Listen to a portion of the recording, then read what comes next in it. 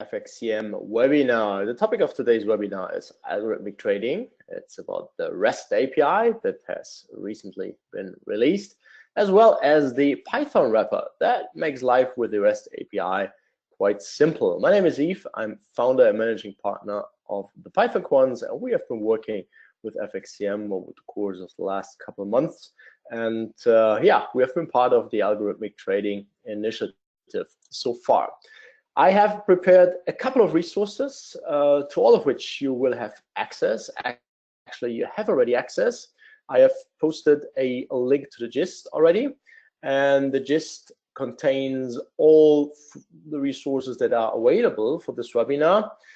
You see here the short link to the gist, and here you will also find the link to the slide deck I'm using, as well as to the two Jupyter notebooks in static form that you see here. Two links to them. They are hosted on my page. You also see a short brief overview of what we're going to cover. And in particular, what you will also find there are the two Jupyter notebooks that I'm going to use later on for the live demo. So they are full-fledged in the sense of that once you have a demo account with FXCM, have installed the necessary Python packages, you can actually rebuild all the results. You can change them. You can work with your own ideas by simply making use of what I'm going to show today.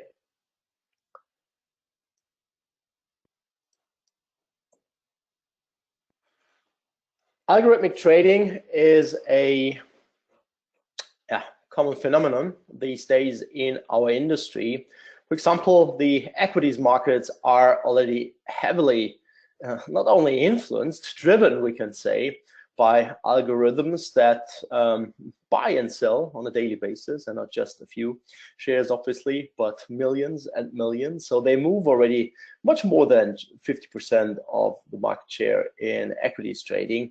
And here is a recent article from Bloomberg, which says, well, now we will see similar developments in the FX area as well. So 1 in 10 currency traders use algo only, we must say, today, but the adoption of the trading algorithm is something that will be needed in the future.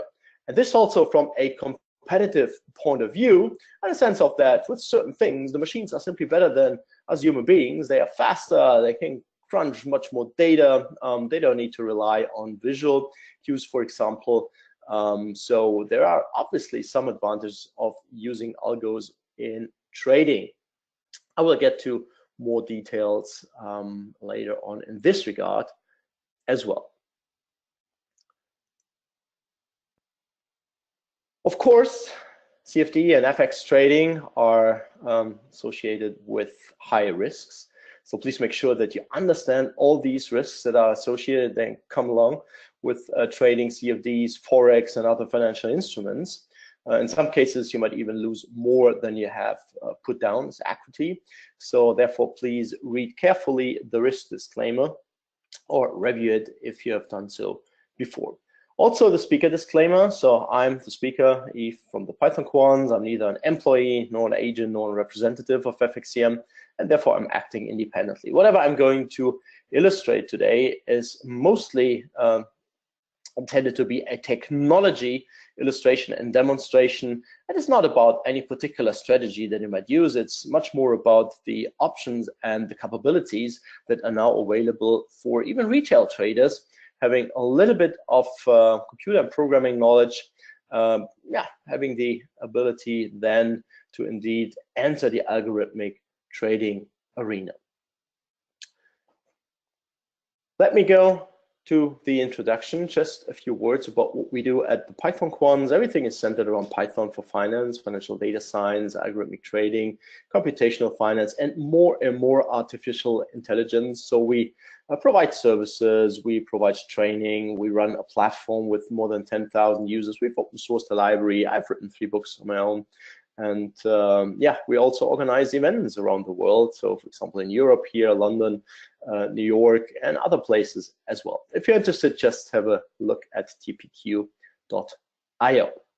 My personal page, not that much to advertise me as a person, but rather to give you access to talk resources like here. This webinar will appear sometime soon on the page, and all my recent talks that I've given around the world that are listed there with all the resources, sometimes even with video recordings if such recordings are available. Have a look if you're interested in Python for finance and trading. I've written and published these 3 books. The middle one is now actually in the course of being updated. I can say it's upgrade rather than update what I'm doing at this point in time. So we're adding brand new material to the book. We're sorting out some other stuff where better resources are available these days, and we have changed the title, the subtitle of the book, which came out first in print 2014. Mastering Data-Driven Finance is what it's called now. So watch out, probably in the second half of this year. I'm pretty sure actually it will appear in print, and early release versions should be available a little bit earlier. If you wonder whether there are training resources available for algorithmic trading, I can point you to our flagship program here at the University Certificate, which we organize in cooperation with our local university. It's a 16-week program. It's all centered around Python for algorithmic trading. You get access to a bunch of resources, 1,200 pages PDF, and 150 plus hours of recorded live instruction, many thousands lines of code that you can apply to algo trading. So if you're interested in, let's say, the really detailed version of the story of today, you should have a look at certificate.tpq.io. I think that's already about what we do. Let me now enter into the topic. So the first subtopic here is data-driven finance. What do I mean by data-driven finance? We all know this, and I still enjoy the occasional read on my trips to London, let's say, or overseas, when I'm sitting on the airplane and having a printed edition of the Financial Times or the Wall Street Journal or some other papers to this end in my hand and skip through and read the articles. But I think we all agree these days that this is not kind of the standard anymore when it gets to making decisions, informing decisions for trades in financial markets. So many people, in particular those working in a professional capacity in our industry, they have access to things like Thomson Reuters Icon terminal that you see here in the HTML5 version, or to the Bloomberg terminal. And they don't need to skip through pages and pages of newspapers or books or financial reports. They simply have access via search functionalities, etc., pp, to the information that they require. And this is what informs trading decisions. And more, we're getting to the point where programming languages such as Python, which you see here, are playing a dominant role in the sense of that. For example, here in this little example with regard to the Thomson Reuters Icon API, also one of our partners with whom we're working with in this regard, you see here that I'm requesting data for Apple stock, and it's tick data. It's just for a quarter of an hour, and you see for this quarter of an hour it's already close to 1900 ticks. Nobody would ever print this, for example, or nor would a human being would like to go through 1900 ticks just for a quarter of an hour. But for the machine, I think this is kind of an easy game. This is by far not big data, and the machine can easily cope with 18,000 or 180,000 or 1.8 million data points in the same fashion as we see it dealing here with a few thousand. But we human beings simply cannot do it. We were never built to do something like this. Now you might say, well, but I still enjoy reading the news about stocks or whatever, or with regard to macroeconomic indicators relevant for FX pairs. But the machines are even better these days, mostly better. Let me say, at least they are faster in reading the news as well. So via the REST API from Thomson Reuters Icon, I get access to news here. So here's a little search for Trump and the S&P 500. The language should be English, just requesting 5 latest news articles, and then I can get access via a few lines of code to complete text. Not only that I have access and I can read it myself, of course the machine can process the text here, can combine text, can aggregate information from thousands of news articles, and this is what I call data-driven finance. Not only the structured data, but of course also the unstructured data is driving what is happening here. But we are getting even into another area which comes on top, so to say. what we see in many other areas in our daily life is driven by the availability of big data sets, on top of which people apply artificial intelligence, machine learning, deep learning approaches. But data is kind of the necessary prerequisite. Without it, it doesn't really work. And the same holds true in finance. Now that we have the data available, why not apply AI and machine learning to the huge amounts, the vast amounts of data that we have available these days? There is even a new book. I think it's the first of its kind now available about financial machine learning. And it's just came out at the beginning of the year. I think it was maybe end of February or even beginning of March. I got one of the first printed editions in New York recently. I can only recommend it. It's heavy on the math side, so this is kind of the caution that I must formulate here. But it's kind of an interesting read beyond the math there. There are a few quotes, and you can read through them actually when you get access to the slides later on. But basically, what it's arguing, the book, is that regression, linear technologies, and most of the tools that we use in econometrics these days have been around since centuries. And the author here, Marcos, he questions whether these tools that have been around centuries already, that they might be the right ones to understand what is going on in our highly complex and complicated markets these days. So, and he writes, well, maybe using econometrics might be good enough to succeed in academia, but succeeding in practice requires machine learning. So we see kind of now that the whole field is kind of fully influenced, and let's say the result of which is what I call AI first finance. There is a book here from 2015. It's a good read as an introduction to this general topic. And it already states that, well, of course, algorithmic trading programs, they use already a little bit of AI, but AI will play a more dominant role in the future, because in any place, in any domain where there have to be found patterns in large quantities of data and effective decisions have to be taken. Effective means fast. On the basis of those patterns, AI, machine learning, machines in general are usually better. And this is kind of the forecast, and I can only agree to what we read here, even if it's already a few years back. But now I think we see high momentum of AI in our field. And speaking of patterns, here's just a little selection of typical pattern. I'm pretty sure, since we have kind of a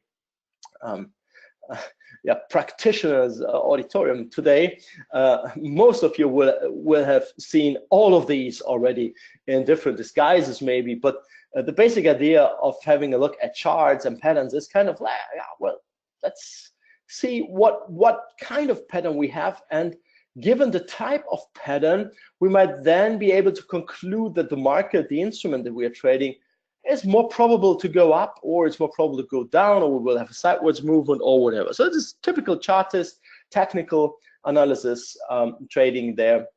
And when we have a look at this, of course, this simplified overview, which I found on the web, I cannot name the resource at this point, but which I found on the web, it doesn't even speak of kind of any instrument. It doesn't speak of kind of, is this a daily bar, is this weekly bars, is this minute bars or whatnot. So it's really kind of this pattern thing. And machines are simply really good at spotting these patterns. And I'm not saying that there is something in these patterns.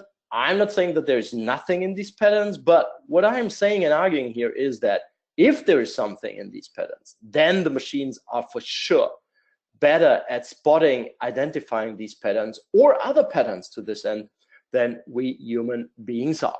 So in the meantime, we have a couple of questions. This is what I usually do. I collect a few questions and then I try to answer them on block and in context. There's a question with regard to the algos. If you come up with an algo and you trade it based on your own IP, on your own ideas, so to say, with your own program, basically the idea of the REST API is that you execute the algo on your own machine, be it back home, or I'd rather recommend to set up a professional cloud infrastructure, which by no means is kind of expensive. You can get started with, let's say, $5 per month to this end, and nobody will have ever access to your algo. In that sense, we can say using the REST API, which I will demo, this is kind of a safe thing. Nobody will even see or can even see what you are doing there, because it's on your end, and just the orders are kind of placed via the REST API. There is once again a question with regard to the gist link. Of course, probably a few of you have joined a little bit later. I will now redo this and post it again in the chat. So have a look at the chat, and there you have the link to the gist, which leads you to all the other resources. So this is just the single key, so to say, that you need.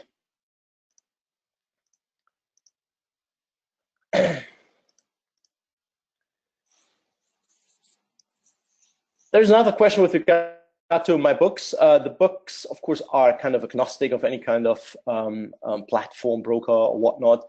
So the Python for Finance book will now, in the second edition, only have some algorithmic trading in it. So a couple of years ago, it wasn't that popular because there haven't been that many REST APIs available. Just have a look at FXCM. FXCM just recently, in March, released the REST API, and this holds true for many other platforms as well. So a couple of years ago, there wasn't really a point in covering these topics in that much detail, but now I think we have the time, and you will find Algo Trading also in the next book version there.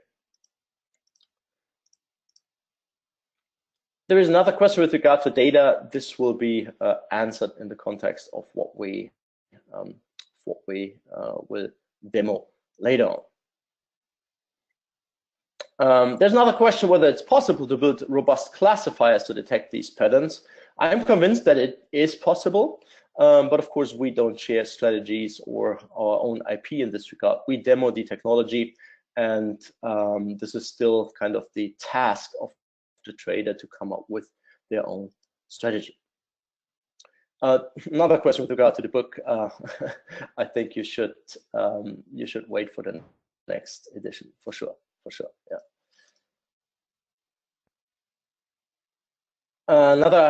Some other question with regard to algos and so forth. I think we'll answer these later on, or they will be answered anyways. Fine. So machine and deep learning, of course, is a vast field today. It's applied any place. You carrying around your smartphone, you're using your computer with your operating system, you're using any kind of social media platform like Facebook, Twitter, Spotify, Amazon, or whatnot. Machine and deep learning are everywhere. One of my favorite examples, of course, because it's regular in the press, self-driving cars. Of course, we recently had some unfortunate accidents there involving people, actually, which is the sad part of the story. But the future, I think nobody will deny it, is in the area of self-driving cars, electric cars, and so forth. And without machine and deep learning, this whole field wouldn't be possible as it is. But on the other hand, AI-based algo trading is the same thing. It wouldn't be possible if we wouldn't have the machine and deep learning approaches, the new hardware, the new infrastructure, all the data that is available as of these days. But the major message here from the slide is that although the goal might be in many other areas completely different to what we are after in financial trading, we nevertheless can make use of machine and deep learning, the same technologies, packages, classification algorithms that are out there, and apply this to our trading. And this is a fantastic thing, and this is for the first time in history, from my point of view, that finance theory, the whole financial field, is heavily influenced by, or more influenced by, developments in other fields than from within the field itself. Meaning that we then arrive at something that indeed has AI at the core. We have data, and it all starts with the data that we have. We then apply the AI algorithms. I speak in general of AI, subsuming all the subcategories there. And we end up with data-driven AI-first finance, which might work a little bit better than what we had in history, where we had brilliant minds in our field. So I myself am a PhD, have a PhD in mathematical finance, so I know a little bit about theory. And there are many elegant theories, but the major problem of most of the theories is that once you feed in the market data, actually the theory breaks down because it doesn't have any kind of predictive power or cannot explain what is happening or what has happened in the markets in history. So from brain-driven and beauty-seeking equation formulating efforts now to data-driven AI-first finance. And of course, this wouldn't have been possible really 10 years ago, or maybe even 5 years ago. But nowadays, we have everything together to have this. And having said everything together, this brings me then now to the demo part of the FXCM, both the data part as well as the REST API demo. You can access both areas on the basis of the single package, which is called FXCM Pi. And here in the slides, you find the major resources. So there's the landing page here on FXCM.com, for example. There is the documentation, detailed documentation with many examples for the package. The package is called FXCM Pi. You can, if you're a Python user already, you can simply now go to your machine, to the console, and type pip install FXCM Pi. If you're not an expert yet, there are, as I pointed out, lots of resources. So for example, here the documentation, you see the quick start, and the quick start, let me go down. This is not that much. You see, this is just a short, a brief HTML page, and it walks you through, of course, some legal topics, then a quick introduction, how to set up a demo account, how to install Python if you haven't installed it yet, the package installation via pip install FXCM Pi. You then need only just one more thing after the demo account and the installation. This is the token, and this is also easy to obtain. Just read through the text, and once you have the token and you have the demo account, you can go and here put, for example, your credential in such a quick file, in such a brief file, and you should be good to go within minutes afterwards. First steps, for example, you can look up to which instruments you get access. You then retrieve, for example, data via a single method call. You inspect the data, or you simply say, well, let me have a look visually, and you visualize the whole data set here in a line chart. So there are also links to further resources, and the license text and the risk warning is also something, like usual, you should read carefully. So what I want to say is here, with a quick start, you should be already up and running with the basic functionality of the REST API and of the other parts. But this is what I'm now going to go in detail.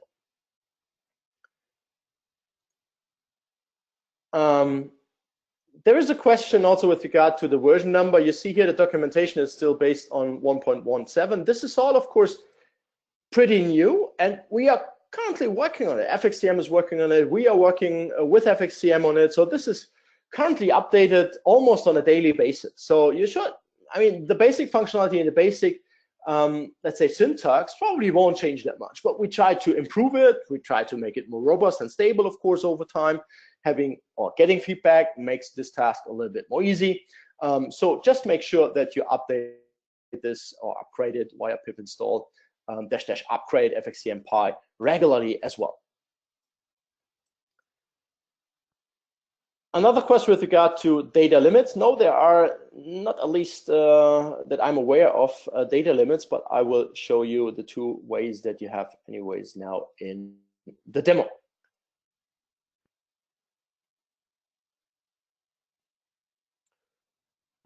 There's another question with regard to installing Python and demo account. Demo account and Python software are completely different things. So if you set up a demo account, you have a demo account with FXCM, and then on your own machine, you will set up the Python environment. And the connecting piece between the demo account and your Python setup is here what is called the API token.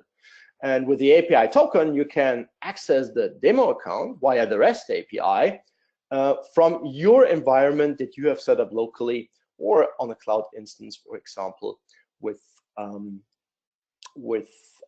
Python. But let me dive here now into the live demo. And the first part is about historical data and the Python wrap. As before, some disclaimers, and I will now increase this a little bit, and I get started with some imports. Basically, there is nothing special. Maybe what is a little bit special is that I'm using cufflinks and plotly for visualization, but this is also not too special anymore. I have already a version 1.112 here. So again, we are updating things here almost on a daily basis. So watch out for the latest version always. First, what kind of symbols? The other question was with regard to how far does it go back. You can check this out. It's usually kind of multiple years that we have this available. I cannot say that for how many years exactly, but it's multiple years that you have this available. With regard to the resources and the links, you can go to the FXCM pages in this regard, and they lead you then to the repositories and to the descriptions of the services themselves. I'm focusing here on the Python side and how to access these. So here I define start and stop dates, and I can now pick and choose here from the list of available symbols. So this is mostly concentrated on the FX trading pairs. And then I say, well, here I have chosen euro, yes, dollar, start and stop. And I'm going to execute this. This takes a little while because we are now retrieving quite a bit of data. So 5.4 seconds. This is a special object here. And when I have a look at the raw data, we see that I've retrieved now 1 million data points. Again, we have now more data than any human being can process, would like to process, or would have even a chance if you would like to process it to really properly process it. But the machine can work with it. This is 23 megs for today's machines. This is not really that much. Here for the first time, I'm accessing the data. This now takes, you see, 4 seconds because there are some conversions taking place in the back end, but this is a one-off action, a one-off task. So when I do this for the second time, you see this is just 7 milliseconds because in the back end the results are of course stored. Then I can use the get data method here on this object and can request just certain tranches of data, subsets of the data. And in this case, when we have a look at it, it starts at 12 p.m. here, 27th of March. So this was last week, and I would go now for a couple of rows. Of course, tick data is even big when we just have a look at 4 hours of tick data. Now I'm working a little bit with the data. I'm calculating mid prices and also a simple moving average, which I can then visualize. So it's quite a bit of data. It takes a while, and you see I'm using Plotly here, which gives me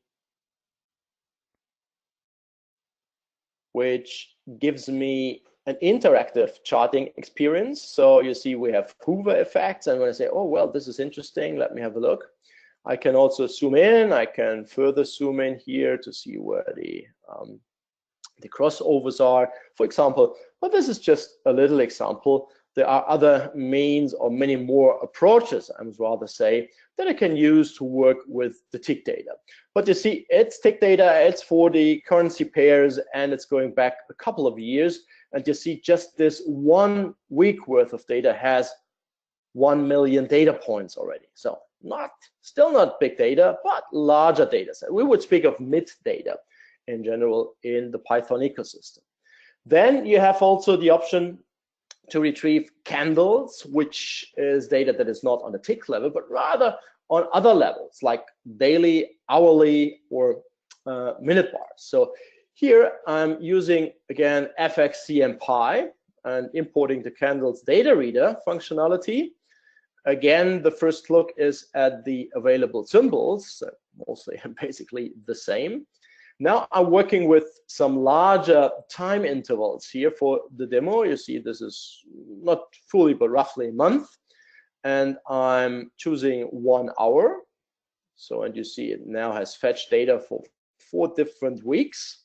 So this is all chunked. And this is again a special type of object. And when I now have a look at the data, we see that we have 480 data rows. Not as many, of course, as before. Again, we are talking now about hourly data sets and not about tick data anymore. Here you see the hourly. So 10 p.m., 11 p.m., 0, midnight, 1 a.m., 2 a.m., and so forth. So for daily periods, we need to constrain ourselves for the last year. And when I fetch, you see, this is pretty quick. So the 1 week tick data, of course, took much longer than the complete year daily. And you see we have 309 observations now for the euro US dollar notations here for the currency pair prices. We can now work with the data. For example, what I'm doing here, I'm calculating again the mid price and the returns, but these are just examples. Of course, if you know a little bit of Python, and I think if you do, you probably have heard and have used pandas, you know what you can do with this data. And you see here that I'm calculating returns, here mid price and returns. And for example, I can now visualize the prices themselves, the mid price that I've calculated, and here are the returns. So get a feel for the volatility and what max and minimum returns are, and all these questions. You can say, well, I prefer a histogram, for example, for the returns.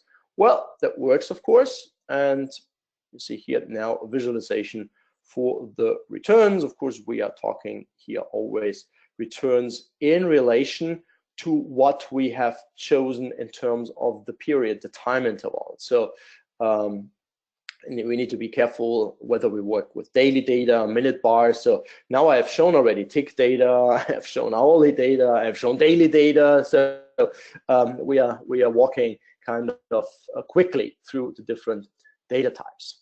And then, of course, even if we're talking about algorithmic trading, people might want to inspect and might want to, let's say, get support, for example, for the strategies, for the ideas, for the rationals, and then quant figures come in handily. So here I'm working with the data sets from before, but I do a little bit of an adjustment.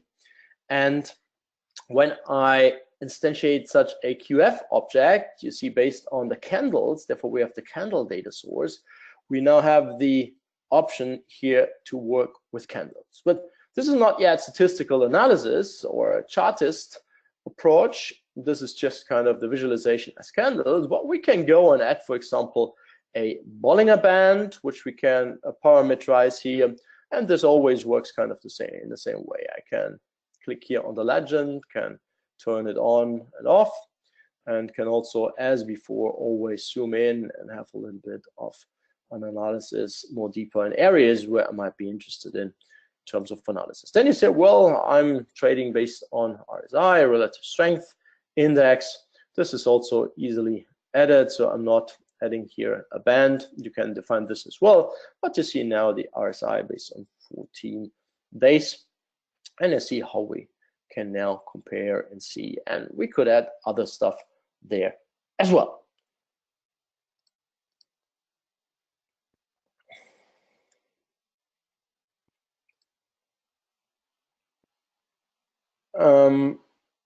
There are now a couple of account questions, some of which I cannot or do not want to answer because I'm not, for sure, not the best person to answer account questions. So this is something you can relate to the people from FXCM, for example, in which country you can open which type of account, how much liquidity you need, and so forth. So basically what we can say is that the REST API is available even for demo accounts. So this is not even something that is, for example, restricted to real accounts with a cash already put down. So technically you can get started just by setting up a demo account and simply see how it works, getting used to the technology, used to the Python wrapper, and so forth. So this should be easy enough. But again, for the specific account question, since I'm not a representative of FXCM, I refer you kindly to the experts from FXCM.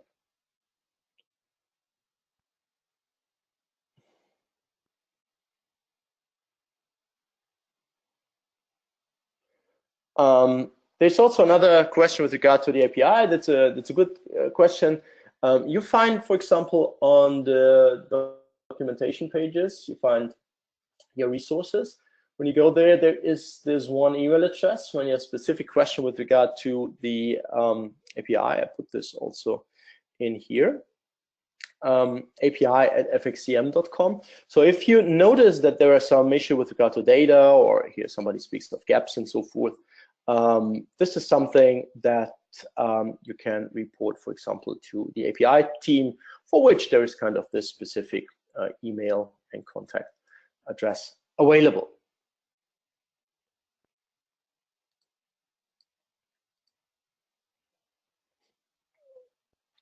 Yeah, there's another question with regard to time. So usually the times that you see are GMT or UTC times.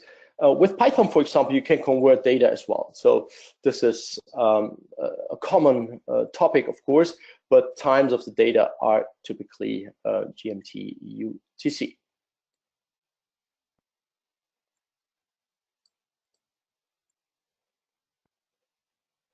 A couple of other questions there, so I try to not have them. Another technical question, Plotly and QF. QF comes with cufflinks. Cufflinks is on top of Plotly, and it wraps Plotly to the pandas data frame, and QF comes with cufflinks.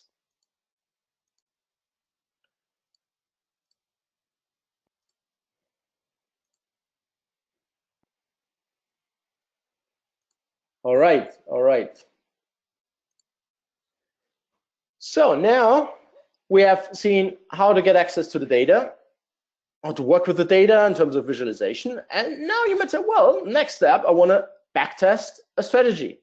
And what I'm going to illustrate, and please read carefully the red text here, is the implementation of an AI-based strategy for backtesting purposes. So the data I'm going to retrieve here, and I was asked whether there's kind of a limit with regard to data. So here I'm going to retrieve, you see, for 52 weeks, all the weeks of 2017, you see that I'm retrieving now hourly data and aggregate. This is aggregated in the backend. So we now have 6,184 hourly data points with which we can work now. And here I'm start working with it. I do a couple of steps in a single line of code, basically to end up with mid-close values. I'm not interested for the analysis in all the columns that I have here, just in the mid values. And this then looks like this for the beginning, and this is the visual representation of my hourly data set over the course of the whole year. Now I'm going to prepare the features. Unfortunately, the length of the webinar and kind of the context here doesn't allow to go into details. If you have worked with classifiers, machine learning algorithms, I'm pretty sure that you know exactly what I'm doing here. If you haven't seen it, I cannot comment on the details, but what you should take with you is that it's not kind of like a 500 lines, 1,000 lines of code effort. It's just a couple of lines of code, and we can apply artificial intelligence algorithms to the financial data. And this is the basic message here. I first calculate the returns, then I create 5 lagged versions of the returns. So I'm working with 5 historical returns. They should represent my patterns. You see here 5 lags. And the basic idea is, if we have a look at this chart, we are not really interested in predicting the level of the mid-close, for example, here my example, nor are we really interested in the absolute value of the return. But what we're interested in is actually whether the return on the next day or the next hour or whatever time interval we are concerned with is positive or negative. So from level to return to just a directional approach. And this is what we then call classification. Everything else in machine learning would be here estimation, but here's classification. We're simply interested in whether this is a +1 or this is a -1. And for this type of problem, for example, user A likes book X, for example, or listener B likes song Y on Spotify. Now that's a current example because they have IPO'd recently. Not IPO'd, they went public. It's a slight difference. And this simplifies things. And simplify means that we can, given what I'm showing here, we can apply kind of a basic pattern approach, and here it's a simple pattern. We just have 5 columns and just have 2 values, meaning that we're only concerned with 32 patterns. Not too many, but also not too little to get it too simplistic. So the machine should now learn whether when there is 0.00101, whether the euro-US dollar rate is more likely to go up or to go down. This is the question that we have. And one of the algorithms that can accomplish such a task is support vector machines. And the data that we use now, you see it here, we have the 5 lags, and of course they go over a similar number of rows that we have seen from before. And we feed in these 5 lagged return columns and do a model fitting, as it's called. And it is not too long, so you see it here for the complete data set. Recall 1 hour last year, it takes 1.4 seconds. I wouldn't consider this too long. On a maybe a little bit better machine than mine, you can get this down to well below 1 second. Now the prediction part, just to illustrate how this works, we have model predict and we feed in the same columns, and the prediction now spits out simply 1 or -1, meaning that given a certain pattern, the algorithm says, well, up or down, down, down, down, up, how many occasions, how many patterns of a certain type we might see. But this is still just a prediction. Of course, we're interested in whether the prediction is better than, let's say, a passive investment, simply being just long for a certain period or just short for a certain period. Therefore, we use the prediction values and we crunch the numbers. And here you see kind of the comparison of my little strategy, which is unleveraged, but we do not consider bid-ask spreads or transaction costs. And it's only in sample. And this is the major critique I would bring forward based on this approach. But you see, just from a pattern recognition point of view, we start here normalized at 1.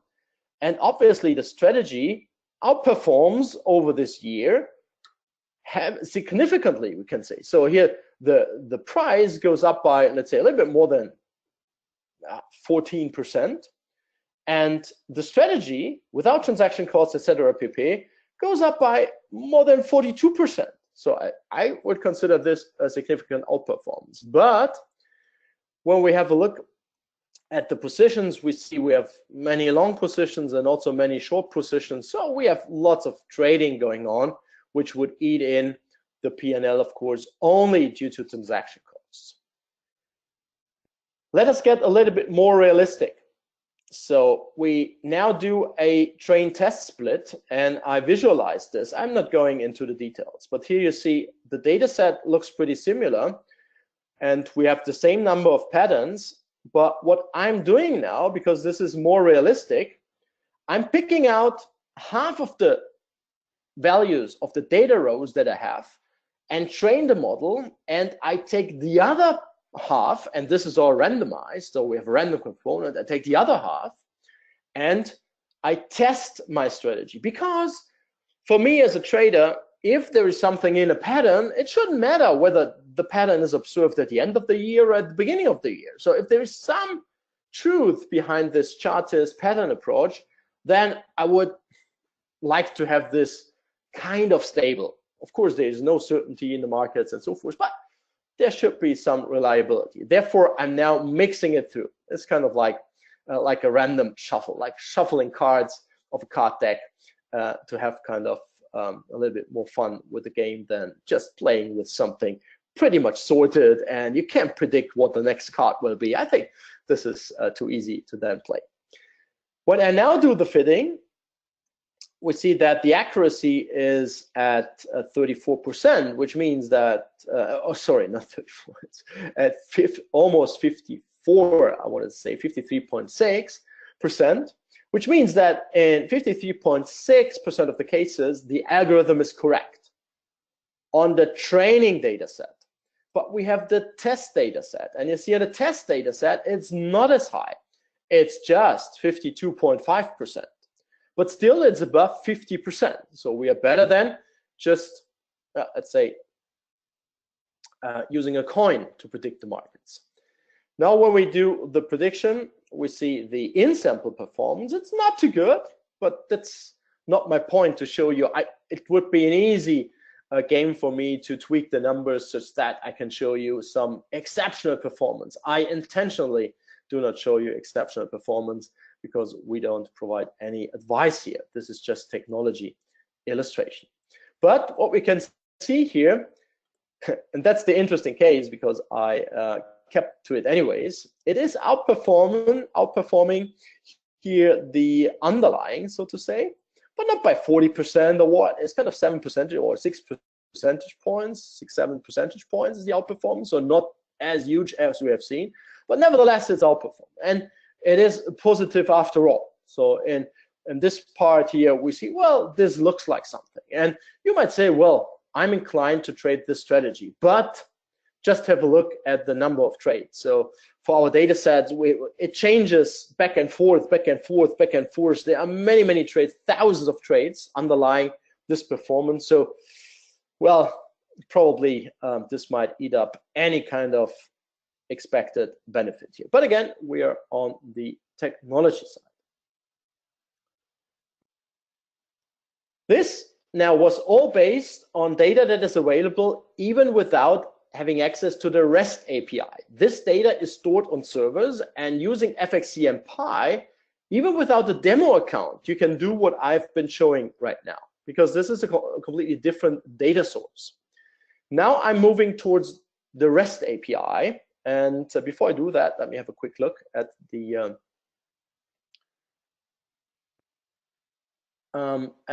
questions. There are a couple of longer ones. There's one of my favorite topics is about indeed the random walk hypothesis, and this is one of the examples that I show. And we can only say that the random walk hypothesis is usually illustrated on the basis of linear methods, ordinarily scarce regression, but the hope is that using nonlinear methods like classifiers that we apply here, that there might be something in it nevertheless. So this is the only general thing that I can say about this. There's another question with regard to technology. It's a very good point, because I must emphasize that I'm showing, of course, now the Python wrapper, but the REST API itself can be accessed from any other environment, from Java, from C# or whatnot, because it's a standard REST API. And if you know another language a little bit better or much better, then you can rely on this language as well. But currently, I think the easiest way is the Python route, because the Python package is available. It's pre-packaged, and you simply install it and make use of it.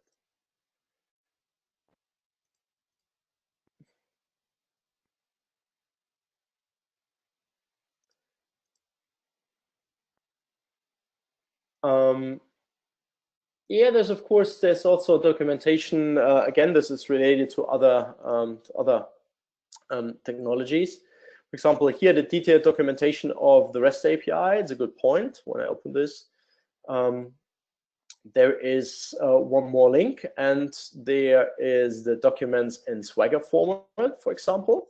When I open this one here, and you get the standard documentation format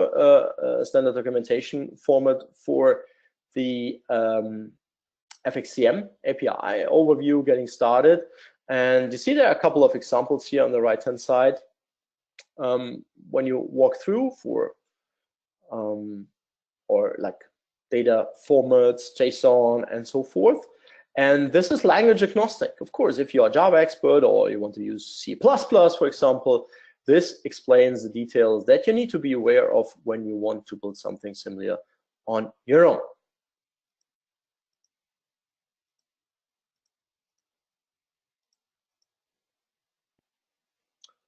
And yes, there will be a recording of this webinar as well. There's another question how we can take into consideration commission costs and spread. This is something that is also beyond the scope of this little webinar here, which is about technology itself.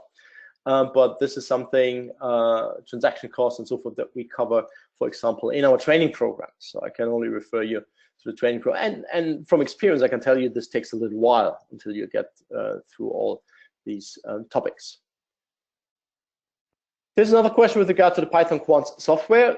Actually, we don't really provide software, so just go to tpq.io and have a look what we provide in detail. So tpq.io is probably the best starting point.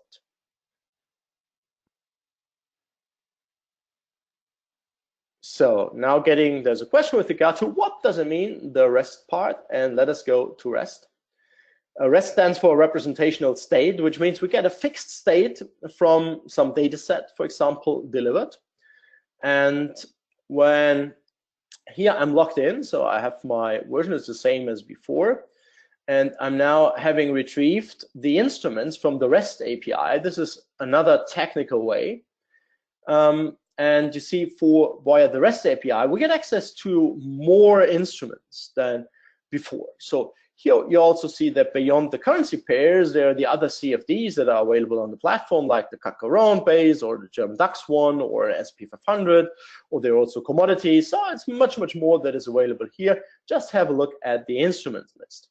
Now I retrieve historical data via the RESTful API, and you see this is simply API, which is my connection object. You see it up here. Get candles, here's for US dollar, Japanese yen. Daily observations, the last 10. And I get the last 10, meaning here we have the 3rd of April, because today we have the 4th of April. The next here is for a complete year. And you see now visualized the yearly data.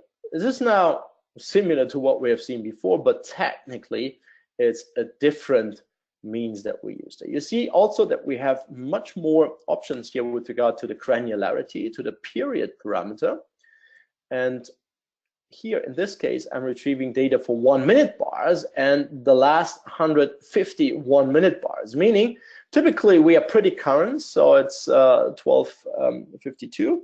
Now it's 2:52 here. So this is, as I said before, this is UTC GMT time. But not only historical data, minute bars, 5-minute bars, or whatever, but also streaming data you can access. Because if you want to do algorithmic trading, you need to get access to stream data. And this is now live data. This is now data which is streamed from the REST socket API to my machine. And when I unsubscribe, the stream stops. But you see, we get the latest, the most current data available here in real-time fashion.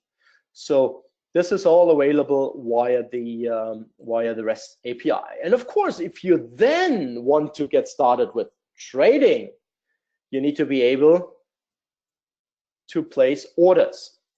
Currently in my account, I don't have open positions. Now I'm creating my first market order, market buy order. And when I have a look at my open positions, I see 100,000. So here, this is always K. The K is for the 1,000, obviously. And 100,000 euro US dollar are now long in my portfolio. And let me have a look. Here it's now my demo account, and you see open positions, and indeed there is the position 100,000. It's in real time now visible in the account. Creating another order, 50,000 US dollar Japanese yen, and suddenly you see it here, the second position in my account appears. I can of course also check here from the Python side. I can place more orders, a sell order here, another buy order. When I have a look at the open positions, now I have 3 open positions, creating another sell order. I'm left with 3 positions. Let me quickly check. 3 positions now, 50-50, 25, and here it's also 50-50, 25. These are the positions that we see. The one is not making a little bit of profit, the other 2 losses, but this is updated in real time.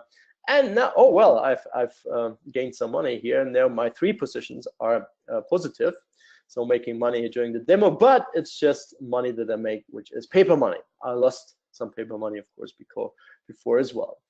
We then have methods like close all for symbol and get open positions.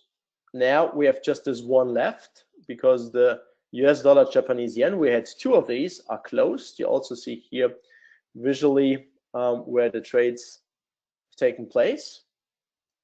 And last but not least, I can always call, even if it's only for security reasons, close all. When I say, well, now my trading day is over, API.close all.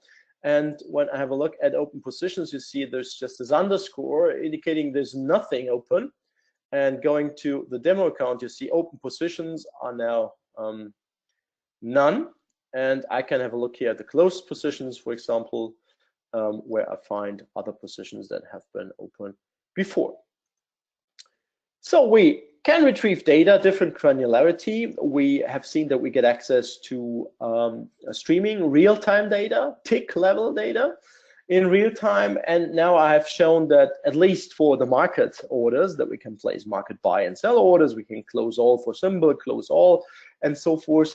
Of course, all the other order types are available as well. Here in the demo, I'm just showing these one. Then you can say, okay, I understood. I have worked with it, and now I want to get started. Same example, basically, just other data that I've shown before. Backtesting AI-based strategy. You can, of course, use the REST API to implement your trading strategy as well. So this is a different data set now. This is 5-minute bars from the last week. So my other example in the other Jupyter notebook was with 1 hour bars from last year. So this is more current. And the code is mostly the same. So you have seen the code already. Here you see kind of the patterns, the same types of patterns, 32 in total, using support vector machines and doing the train test split, because I would always have this. It's not to 100% technically rigorous, but it's better than to not do a train test split. And you see, oh, well, there is now almost 59% accuracy, but this is the less important number. The more important number is Insample. And you see here, Insample, it's a little bit less than 50%. Again, it's not about a strategy, it's a technology illustration here. So putting the data now into the data frame, this is how it works in Sample. Test data. This looks kind of nice. It looks spectacular, but you see, compared to the 40% that we have seen, it's just 2%, but over a much shorter period of time, of course. Now, the next chart is the important one. And you see, well, it's not kind of a highlight. Why not? Because it's losing a little bit of money, the blue line here, but it's not losing that much. So we have an outperformance, but we don't have a positive performance. But I said it before, I'm intentionally going with these examples because I don't want to lead you on some wrong path there. The number of trades is 568. So it's quite a bit of trading that's taking place here. And if you read here, out of sample, unleveraged, that's kind of okay. We can live with both, basically. Leverage is easily introduced, but no bid-ask spread or transaction costs. But the 570 trades, actually, they would, of course, eat into any kind of profit or outperformance. And no matter what I think of this strategy or what I would come up with a strategy, you are the one responsible for saying at a certain point in time, now I'm ready, now I want to get started with trading. And then the question comes, how do I do it? And I cannot go into the details here because this is one of the, let's say, most complex and most daunting areas there. But I show you a simple time-based algorithm. At least it's an algorithm that is automated. And when I go to my demo account, here to open positions, you now see that here in this area, now the open position has vanished. And the only thing that I want to illustrate is here that once you come up with your idea and you have implemented this properly and you have automated the strategy, then the algorithm based on AI or whatever can trade automatically. And you see here, I'm not doing anything, and the Python code on the other side on my local machine is placing orders and is closing position. It places another order and it's closing positions. And it takes a while. So this is a finite loop, meaning that after a few rounds, it stops. I think there might be one more. And it's only time-based. Yes, here you see it. Position is opened, but no, there is one more. So a few seconds. It's a pretty simple, and we can safely say dump algorithm, because there's no intelligence whatsoever here included. It just waits for 7 seconds, closes the position, waits for another 7 seconds, opens the position, and so forth. So simply time-based, but my focus here is on the automation aspect. And automation in this regard means that the positions are opened automatically by the Python code, and you see now no open position, meaning we have reached the end here. The last trade that was made was to close out the position. So automation is not too far away. Of course, the details are later on what are kind of the where the most effort needs to be put in.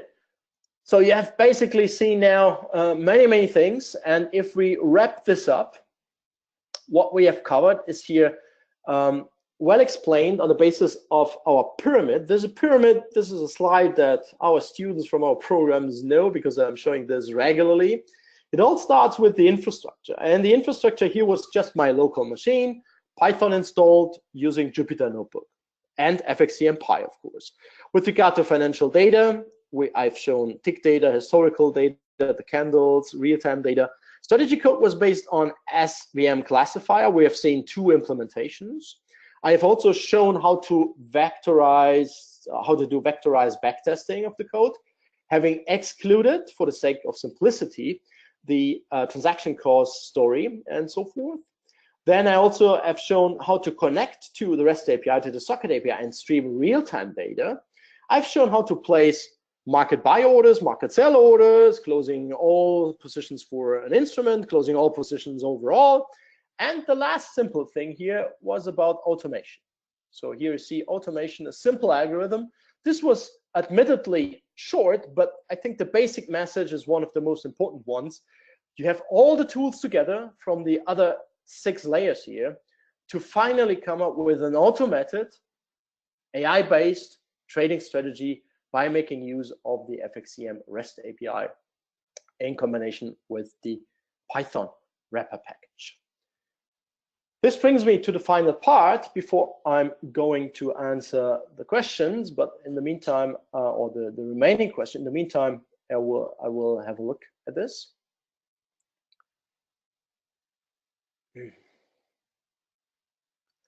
There are a few questions now left.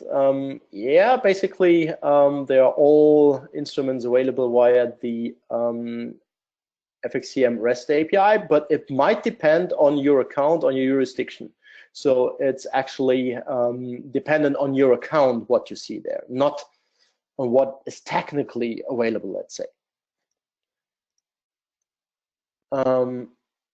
Hedging, the API, I would say, has nothing to do with hedging. Hedging kind of is the maybe a strategy, or from my point of view, it's not completely defined what might be meant by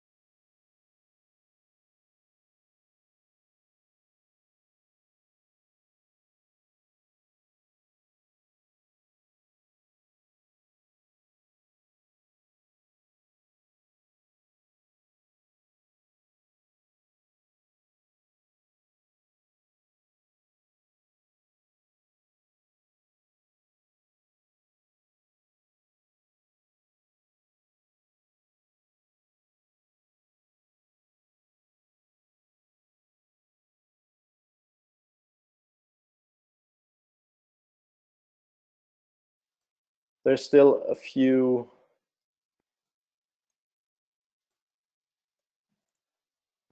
open. I think I will go through those because they are not directly related. Not directly related to what we have been doing there. So still going through it. A good one. This is better than using an alternative to all the tools you have to work with. So if you're more apply machine and deep learning, I think that's good to go about. It brings you the way that you they